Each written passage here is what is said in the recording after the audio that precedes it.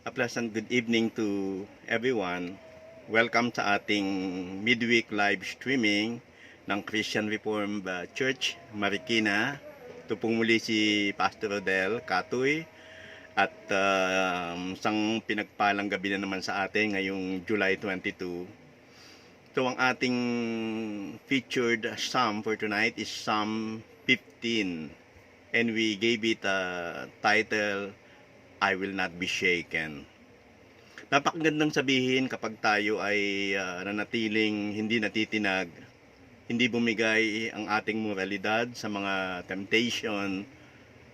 Minsan yung ating kalagayan sa lipunan, gusto nating mapabilis ang pag-unlad to the point na kahit ang reputasyon natin ay maipagpapalit natin. So for tonight is about when our integrity crumbles, makikita natin kung ano ang sasabihin ng Psalm 15. So we all welcome you to our series for this month of July and August, comforting Psalms in discouraging times. Meron tayong tatlong bagay na makikita sa Psalm 15 to give a preview of what will be the direction of our sharing or message for tonight. Sa verse 1, we can find the presence of God, how important it is sa ating integrity. Pangalawa, yung mga parameters, no, yung mga requirements, paano tayo makakapasok sa presence ni God? At kung magagawa natin itong parameters na ito, by the grace of God, sa second part o second line ng verse 5, ano naman yung promise ni God sa mga taong makakagawa nito? So ahead of us, merong yaman ang salita ng Diyos upang ibahagi sa atin. So the text was just read from Psalm 15. Let us open in our prayer. Manalangin po tayo at magpasalamat sa Diyos at humingi ng gabay para po sa direksyon ng ating message. Let us pray. Lord, nagpapasalamat kami for your faithfulness and love, for giving us inspiration kahit sa mga sitwasyon na nakaka-discourage. Andyan ang iyong salita sa pamamagitan ng mga psalms upang i-comfort kami at bigyan ng kalakasan na nagmumula sa inyo. May you be with us tonight, Lord, and impart to us the wisdom that we need. Salamat po, Panginoon. We believe that your instruction to the prophets to comfort my people will happen tonight as we look on to your word. This is our prayer with thanksgiving and love, recognizing your mighty presence, Lord God. In Jesus' name we pray. Amen and amen. I remember may pinsan Herme, si Meng, taga Sapampalay, Santo Cristo Church. Katatapos lang ng birthday niya, itong a week ago. Hindi ko makakalimutan yung pangyayari na sa Mindoro kami, nagbakasyon. At alam niyo naman ang Kalapan, mayroong pierya na eh. Ang lugar namin sa Mindoro ay Lazareto. Kapag sumakay ka ng barko sa Batangas, yung kanyang dadaungan na pier, tricycle lang kami. Okay, so lapit lang ng 45 minutes kung sasakay ka ng supercut. Ang hindi ko makalimutan ng pangyayari, minsan talagang unaware tayo, no? Naligo kami dun sa dagat mismo na kaharap yung nasa tabi ng pier. Kasi iikot lang sa gilid yon, doon na yung lugar namin. Kung di nga kami magta-tricycle, pwedeng bumaybay sa gilid. Ang hindi namin na malayan, hindi namin naisip, no? Habang ang barko pala ay paparating sa pier, yung alon niya pala, kung nasa ang lugar ka sa tabi ng island, tumataas pala yung tubig noon, unaware. Kasi yung pressure, yung push ng barko, tutulak siya ng karagdagang tubig papunta doon sa batuhan sa dalampasigan. Walang kamalay-malay si Meng kasi hanggang dibdib lang niya eh. Actually si Cecil. Walang kamalay-malay si Cecil, ng kanyang kapatid, na tumataas pala yung tubig. Ang naging problem, siya lang yung naiwan dun sa may gitna ng batuhan. Ang lalaki ng distance ng batuhan. At sa pagtaas ng tubig, nakita namin nalulunod na pala siya. Talagang sumisingap-singap na. Yung pinsang ko, si Melchor, talagang ang galing, superhero. Tinalon niya kaagad. Niligtas niya. Kaya nang pagsagip niya, dalawa na silang nalulunod kasi nalimutan niya na hindi pala siya marunong lumangoy. No, ang ganda ng intention, kaya lang mali, hindi rin kasi siya marunong lumangoy. Hanggang dumating si Jojo Costemiano, aking pinsan, di ko ng breadcom, at sinagip silang dalawa. The point is, minsan meron tayong intention na maganda, gustong gawin, pero hindi siya magiging honorable mention dahil hindi pala natin kayang gawin. Ang maganda yung intention pero hindi maganda yung naging resulta. At ito ang nangyari kay Uza, kay Perez Uza, isa sa tauhan ni David, nung hinatid nila yung Ark of the Covenant pabalik sa Jerusalem, sa kanyang place. Yung sinasakyan na oxen ng Ark of the Covenant ay natisod yung paa ng oxen. Ibig sabihin na mahuhulog yung Ark of the Covenant. Magandang intention ni Uza para pigilan ito. At nung pinigilan niya, the Lord struck him. Kalahin mo yun, gusto mong tulungan, babagsak kasi yung Ark of the Covenant, pero pinatay ni Lord. So how did David responded in 2 Samuel chapter 6 verse 8? Sabi ng 2 Samuel chapter 6 verse 8, he was angry. Galit na galit siya. Pero sa 2 Samuel 6:9, he was afraid. Kasi alam niya mayroong hindi nagustuhan si Lord. Okay? So hininto nila yung Ark of the Covenant sa bahay ni Obed-Edom. At alam natin na kung nasa ng Ark of the Covenant is it symbolizes the presence of the Lord. So the question will be, how can we survive in God's presence and live? So this is the basic question of Psalm 15. Sa Psalm 15, in verse 1, ating makikita na meron tayong tatlong bagay na sinabi kanina, no? Una, yung presence ni God. Paano ibinigay ni God yung requirement? How God wants us to approach His presence. So malalaman natin kay Perez Uza, he is not a Levite. Kasi in Deuteronomy chapter 10 verse 8, only the Levites can carry the Ark of the Covenant. So may kaugnayan nito. Kung ating maalala how God wants us to approach His presence, in Exodus 3:5, sabi ni God kay Moses, do not come any closer. God said, take off your sandals, for the place where you are standing is holy ground. Sabi ng Exodus 19:22, even the priests who approach the Lord must consecrate themselves or the Lord will break out against them. And we can have the confer in Numbers chapter 4 verse 15. So what is the answer to the question? What is the answer to the question how God wants us to approach His presence? The answer is consecration. Kaya sa verse 1, ang ating malalaman ay ganito. The question is, sabi ni David, Lord, who may dwell in your sanctuary? Who may live in your holy hill? Okay? So do you know God's answer? So ating malalaman that Jehovah, the holy God of the covenant, cannot have fellowship with the unholy. His eyes are too pure. Napakabanal ng kanyang mata para tingnan niya yung karumihan. Hindi niya titingnan yun. Diba? Kahit doon sa 2 Corinthians 6:14-18, ayaw ni God na makipamatok tayo sa mga hindi katulad natin. Do not be equally yoked with them. Kaya yun ang question ni David. At ano ang sinagot ni God for that question? Who may dwell in your sanctuary? Who may live on your holy hill?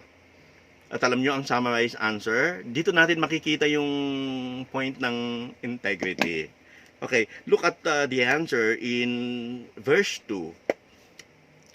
Sabi ng verse 2, he whose walk is blameless and who does what is righteous, who speaks the truth from his heart. So who may dwell on the holy hill? Number one with upright walk. 2, one with righteous deeds. And number 3, one with total truthfulness kay God. Kaya sabi ng Romans 12:1-2, offer your lives as a living sacrifice, holy and acceptable. We can only be acceptable to come into the presence of God if we are holy. Sabi ng Romans 12:1, we are holy. Our body is consecrated for God as we serve Him. So that is the parameters.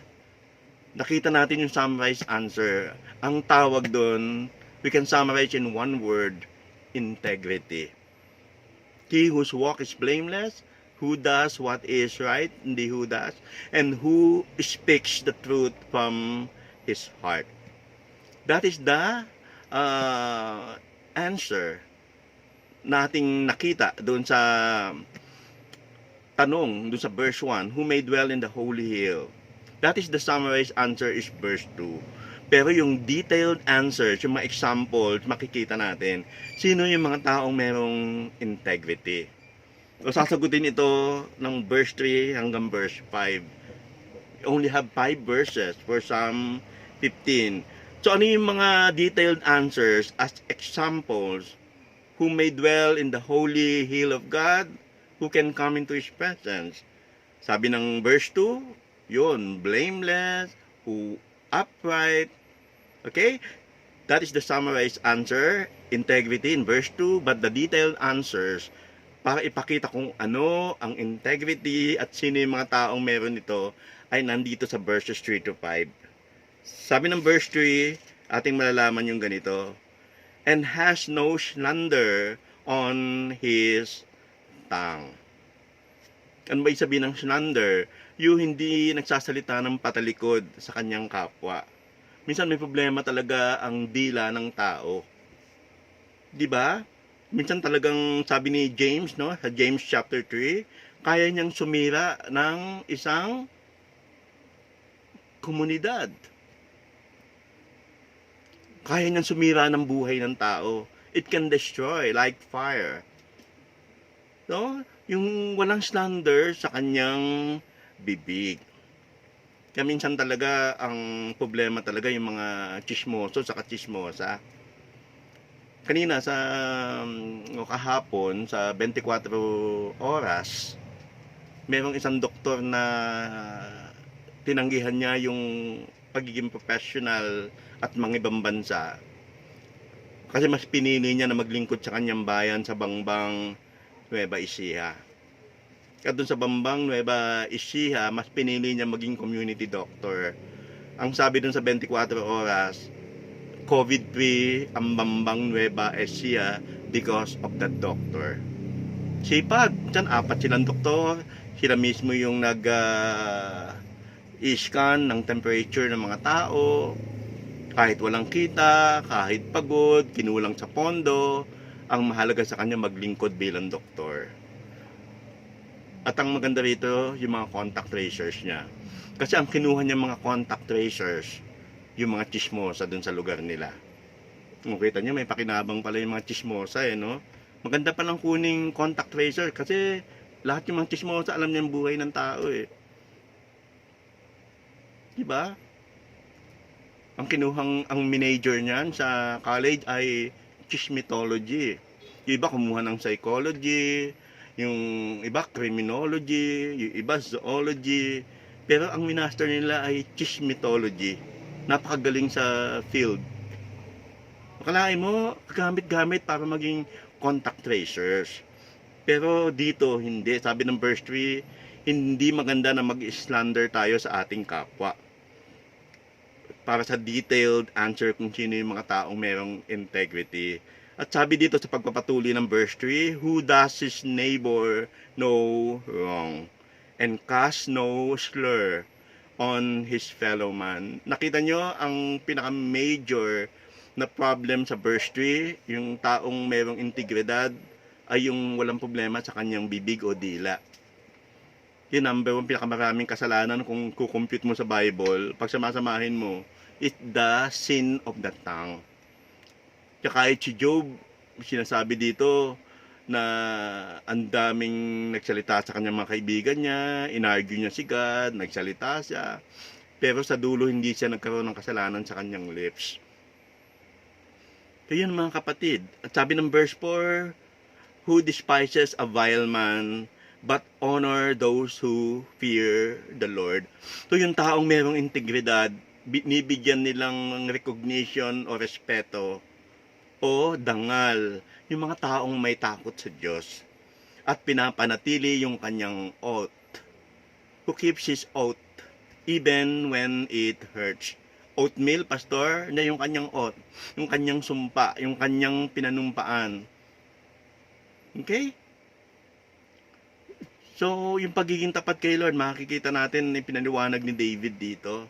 At ito pa yung isa, yung verse 5, para sa last detailed example, who lends his money without usury and does not accept a bribe against the innocent. Ibig sabihin, hindi malaki magpatubo. Hindi malaki magpatubo na talagang argabyado dahil yung tao nangangailangan, minsan sobra yung tubo. Lalo yung kapwa Kristiyano natin, talagang yes, sometimes ang lending ng money is a business.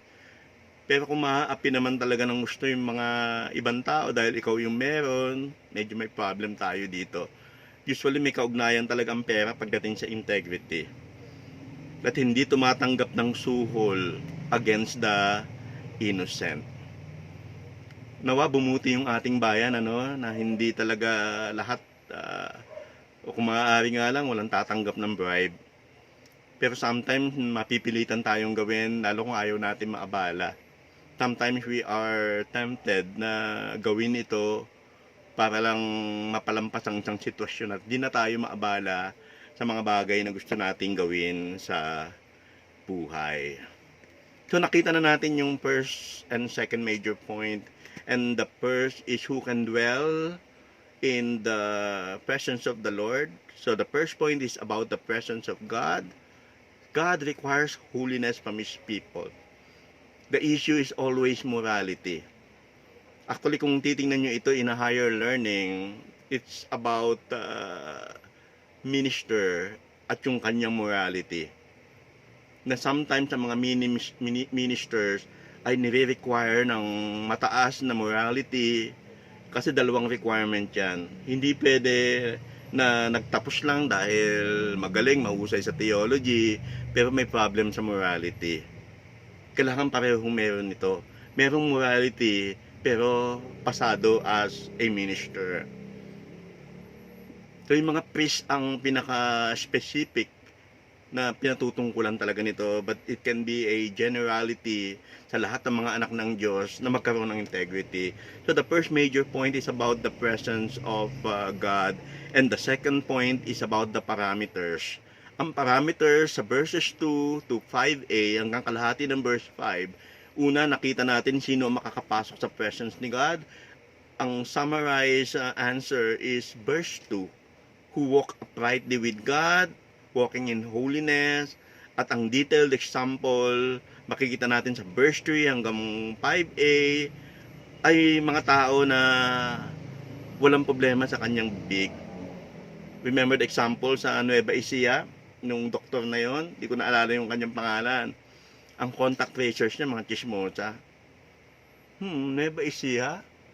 Yung remember na taga Nueva Ecija. Okay.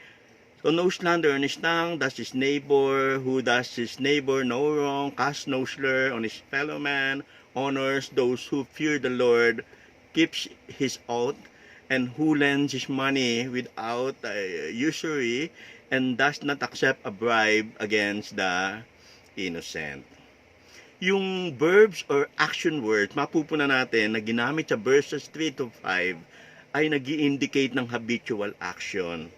Lahat yun nasa perfect tense. Ibig sabihin patuloy na ginagawa hanggang sa ngayon. In verse 3, yung unang tatlong traits o katangian has to do with the tongue. It all has to do with the tongue. Kaya minsan talaga hindi natin makontrol yung ating mga bibig.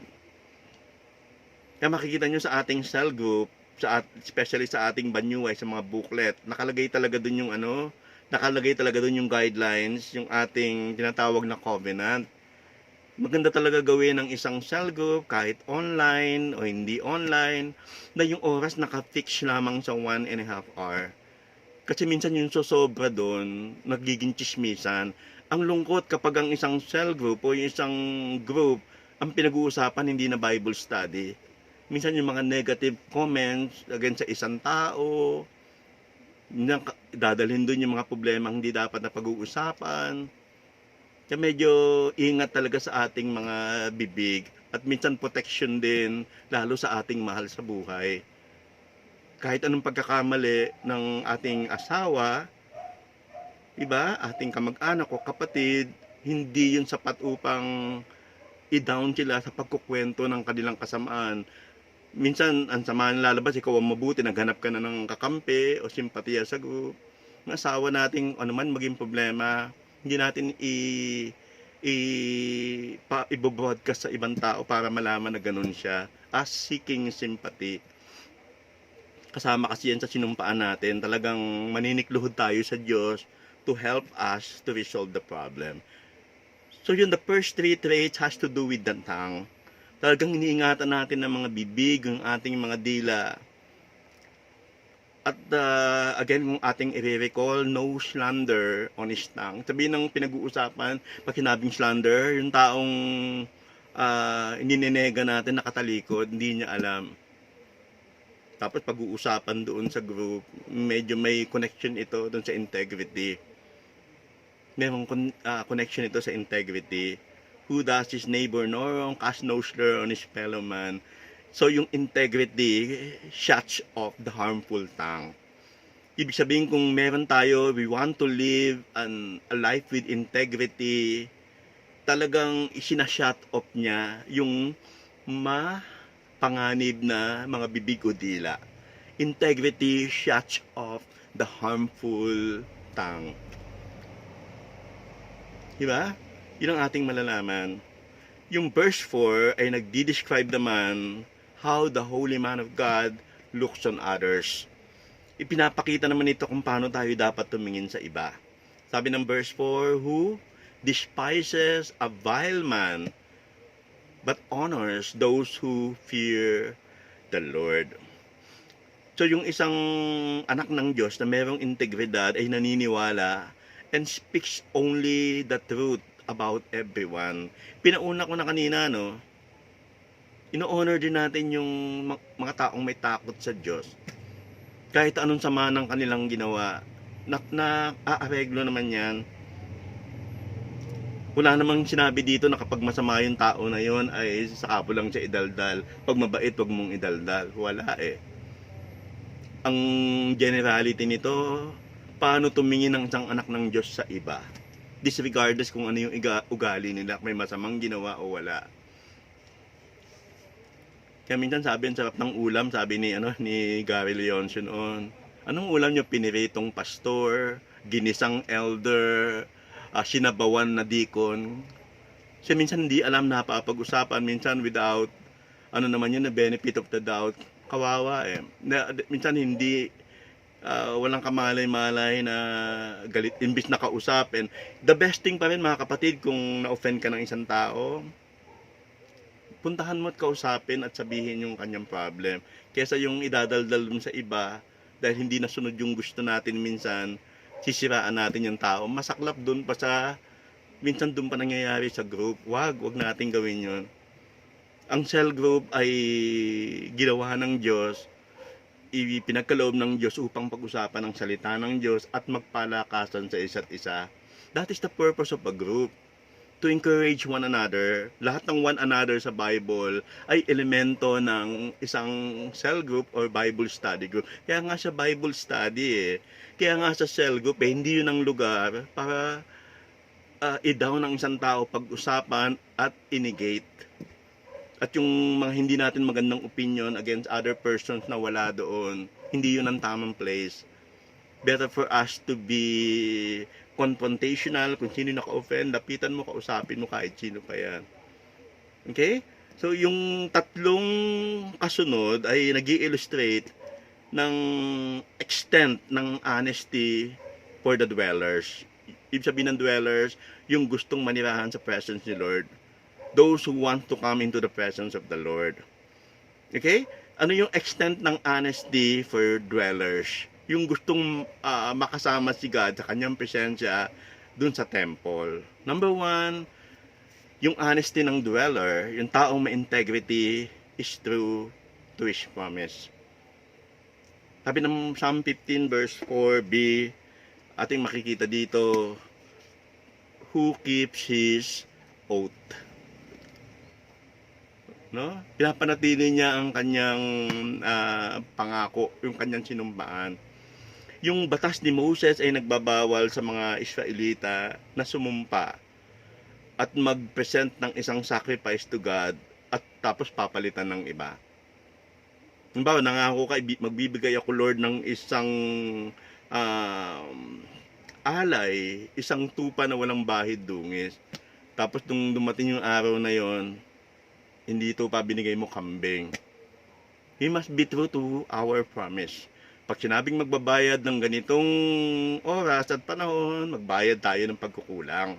Pag sinabing magsusoli ng libro, yung hiniram na libro, ibabalik ko po ng Tuesday, balik natin ng Tuesday.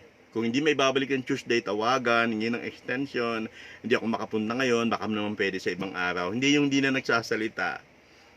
Minsan, yung pa lang sa mga simpleng bagay na panghihiram, hindi marunong magsole. Kala kong pera, nanghiram ka ng pera, kapatiram mo, hindi ka naman nangutang, pera ma. Next time, babalik ko next month, balik natin next month. Minsan, 3 taong di nagpakita, biglang magte-text, mangungutang. Yung integridad natin talagang makita natin dito datang, no? Yung pangako. We must be true to our promise upang mapanatili natin yung integrity natin. So, David refers back to this rule. Yung rule of vow, yung pinangako mo, kung ano yung pinangako mo, yun ang ibigay mo. Right? So, bumalik si David sa rule na yun at sabi niya, we should be faithful in all our commitment to God. In all our commitments to God. Pag sinabi magkukumit ako, pastor, ng ganitong amount para sa ating church, ang ganda nun, merong gumagawa sa atin yan. Simula tayo nagpasa ng form dun sa all-in, merong tao na notable, tuloy-tuloy yung kanyang pagbibigay hanggang ngayon, hindi pumapalya. Kahit sa panahon ng pandemic, dati sa vow, dati sa promise na ayaw niyang masira. Actually, hindi dahil sa amin, dahil commitment niya yung kay Lord. Meron tayong kapatid na church, dyan lang sa katabi natin, nag-pledge ang mga member, ayaw nilang mawala yung church. So, wala pang isang buwan, nakalikom ng 100,000. Wala pang isang buwan, nakalikom sila ng 100,000 to encourage one another. Nagbigay yung mga tao. Kahit halos 4 na buwan na walang service. Diba? Kahit ganoon, nagbigay sila. Kasi nangako sila na magpe-pledge. Yun, ang bahagi ng ating commitment.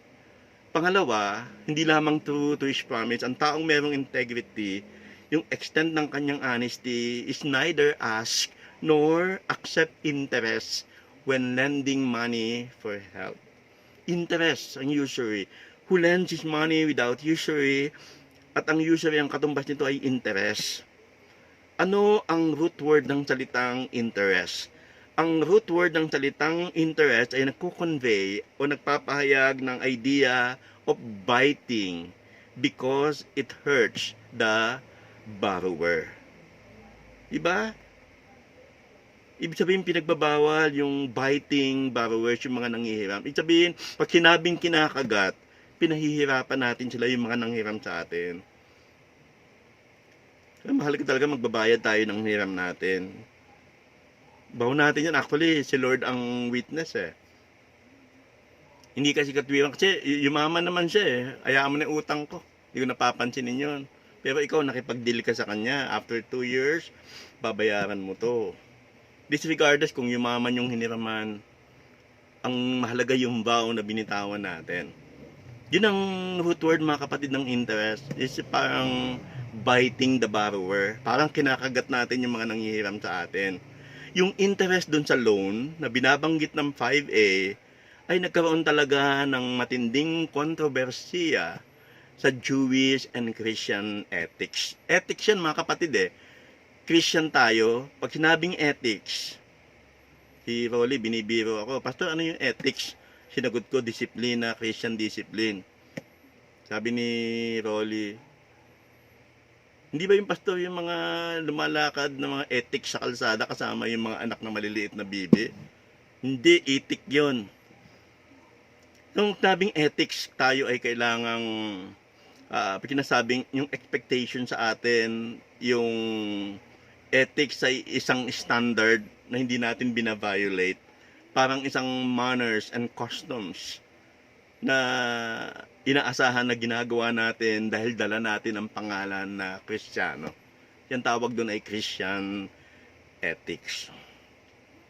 Okay? So yung best explanation ng pagbabawal ng interest ay ina-apply lamang sa mga emergency loans to the poor or needy. Yung pagbabawal ng interest, ina-apply lamang yung pagbabawal na yon doon sa mga mahihirap at doon sa mga talaga nangangailangan at doon sa mga emergency loan. Yung talagang kailangan kumuha nito pagbibigyan talaga natin sila. Nasa Bible yun eh. Exodus 22:25 and Leviticus 25:35 to 37. Actually, ang 5:6 sa Bible na itanong to sa akin, binasa ko naman eh, yung Year of Jubilee. Pagdating ng 7 taon ay harvest time, talagang palwa ba hiniraman ka. Tapos sa Year of Jubilee, hindi siya ipinupwersa nung hiniraman. Ang 5-6, ibig sabihin ng 20% ang tubo, ang 20% ay kusang loob na binibigay nung nanghiram. Dahil isang paraan ng pagpapasalamat dahil pinahiram siya. Yun ang tubo. Yung 20% o yung 6 ng 5-6, hindi siya persado biblically na talagang ipinaggitgitan yung nagpapahiram para lang talagang tumubo at makapag-take advantage dun sa nanghiram. O pwedeng sabihin, ayoko na manghiram, walang tubo eh. Minsan talaga nakadepende sa ating conviction mga kapatid, lalo kung kapatiran talaga natin na nangangailangan. So yung emergency loans to the poor ought to be the acts of spiritual or sacrificial love and not of profit speaking o seeking. Ulitin ko, yung emergency loans para sa mga mahihirap ay kailangan must be an act of sacrificial love. Hindi yung profit seeking na talagang gusto mo lang tubuan yung tao. Ang mga tao ngayon talagang iniisip talaga kung paano makakakuha ng marami, especially sa panahon ng pandemic. Naman sa amin noon, yung mga tricycle driver, ang pamasahe, 7 lang. Pag nagbigay ka ng 10, natural wala nang sukli yun. Mahiyain na ngayon ang mga tao na magbalik ng sukli. Kasi ang isipan nila gustong makarami. That is the mentality na pumasok ngayon sa mga tao. Especially pag may crisis na nararanasan. Minsan lagi ng eksakto yan. Bigay ka ng 20, ayaw na magsukli. Lalo ngayon, 20 isa talaga dahil sa panahon ng pandemic, isahan lang kasi sa kasasakyan. Kaya meron talaga mga tao mahiyain ng magbigay ng sukli o magbalik ng sukli. Okay? So, pangatlo na extent ng honesty ng dweller, hindi siya tumatanggap ng suhol para makurap yung kanyang pagkatao. Sabi ng last line ng verse 5 is, who does not accept a bribe against the innocent. Alam nyo, reminder ng Deuteronomy 16:18, ating titingnan sa panlimang libro ng Bible. Deuteronomy chapter 16 verse 18, appoint judges and officials for each of your tribes, and they shall judge the people fairly. Verse 19, do not pervert justice or show partiality. Do not accept a bribe, for a bribe blinds the eyes of the wise and twists the words of the righteous. Yun pala ang ginagawa ng isang suhol. Binubulag niya ang mga mata ng mga taong marunong at ibinabaligtad, itinitwist yung salita ng mga taong matuwid. Instead, ang gagawin natin, sabi ng verse 20, follow justice and justice alone, so that you may live and possess the land. Speaking of justice, yes, si God ay sovereign. Nakapangyayari sa lahat ng bagay. Pero the other side of the coin is justice. Kaya ibig sabihin na nagkasala tayo, nagkaroon ng problema, Lord, sorry forgive me, pinatawad ka ni Lord, grace siya. Pero on the other side of the coin, to balance, is justice. And let justice roll like a river, sabi ng Old Testament. So yung pagkakaroon ng justice or good judgment para sa mga ibang tao, lalo sa nangangailangan, ay isang expression ng integrity. Okay? So punta tayo sa third and last point. Pagkatapos ng presence and the parameters, nakita natin yung summarized and detailed examples. Pupunta tayo dun sa promise. Anong promise ni God sa mga taong merong integrity? Anong promise ni God?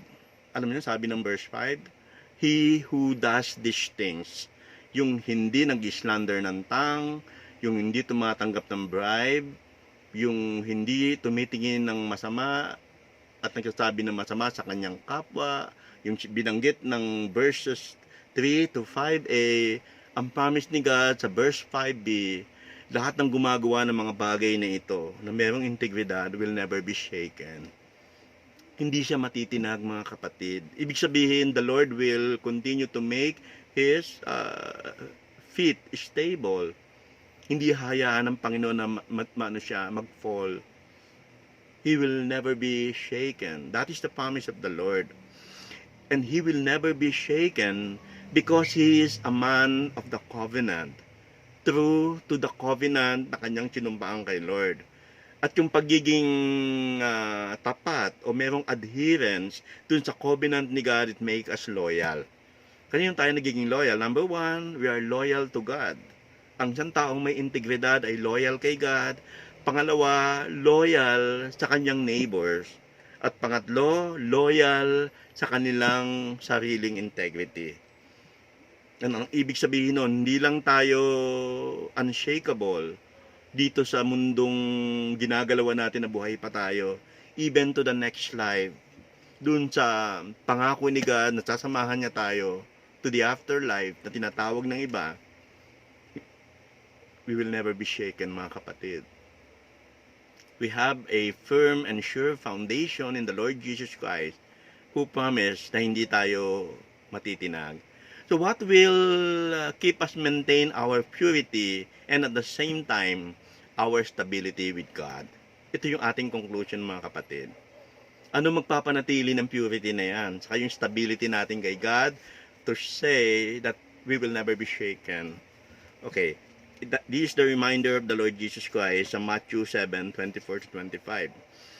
Sabi dito, therefore, everyone who hears these words of mine and puts them into practice is like a wise man who built his house on the rock. And in verse 25, the rain came down, the streams rose, and the winds blew and beat against the house, yet it did not fall, because it had its foundation on the rock.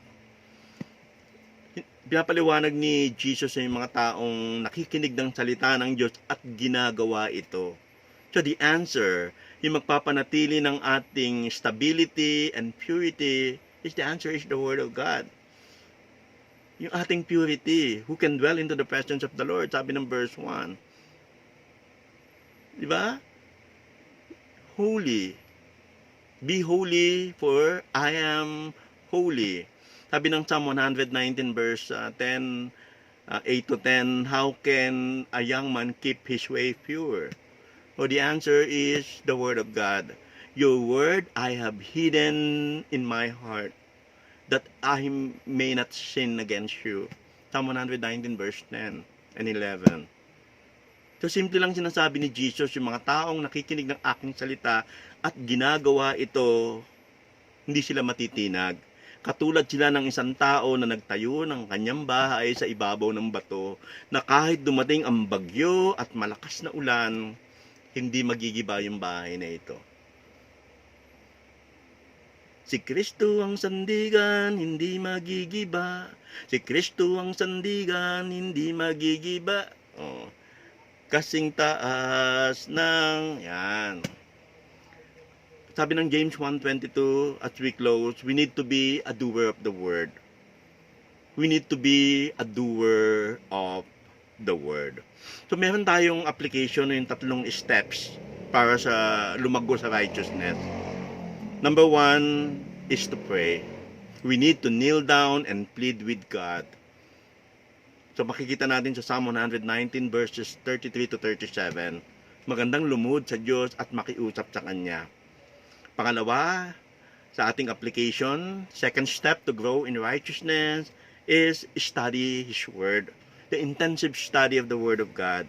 Yung prayer kasi ay magiging empty words kung hindi ito nakabase sa salita ng Diyos. Kailangan nating idagdag o mag-complement ang Word of God sa ating prayer life. You can find it in Psalm 119 verses 97 to 100. And lastly, nakikita natin dito, we need to grasp God's holiness, to live and lead a holy life. Kaya napakaganda ng mga libro ni Jerry Bridges, no? Yung Pursuit of Holiness. Ating makikita yung mahirap mamuhay na maging banal, pero with the guidance of the Lord ay talagang kakayanin natin with His grace. Okay, so salamat sa Panginoon at nakita natin, I will not be shaken. Is Psalm 15. When our integrity crumbles, anong mangyayari? We will be shaken. Kaya kailangan nating ingatan ang integridad na ito, na hindi talaga siya bumigay o hindi tayo bumigay. Tingnan natin kung saan tayo nakatayo. Because it is by God's grace and guidance that we can stand firm, at makakasama lang natin siya sa kanyang presence kung tayo ay magiging banal katulad niya. It is because the Lord Jesus Christ made us holy. That's why we can enter His holy presence. Praise God. Let's close in prayer partly. Lord, salamat sa iyong salita. Patuloy namin pinapasalamatan ang iyong kalakasan sa aming buhay. Hindi namin kayang mabuhay, Panginoon, ng sa aming sarili lamang. That's why, Lord, our prayers is always to protect us, for us to live and lead a holy life so we can glorify your holy name. Lord, we trust in your word. And from our heart, we believe, Lord, that you're working out in our lives. We work, Lord God, because it is your grace that is working in us. And we can say in the end that we will never be shaken. This is our prayer with thanksgiving. In Jesus' name we pray. Amen and amen and praise God. Salamat po ng marami sa atin pong pangalawang bahagi ng Comforting Psalms in Discouraging Times. God bless you all. Ingat tayo, ingat kayo. We love you and miss you. 3 John 2.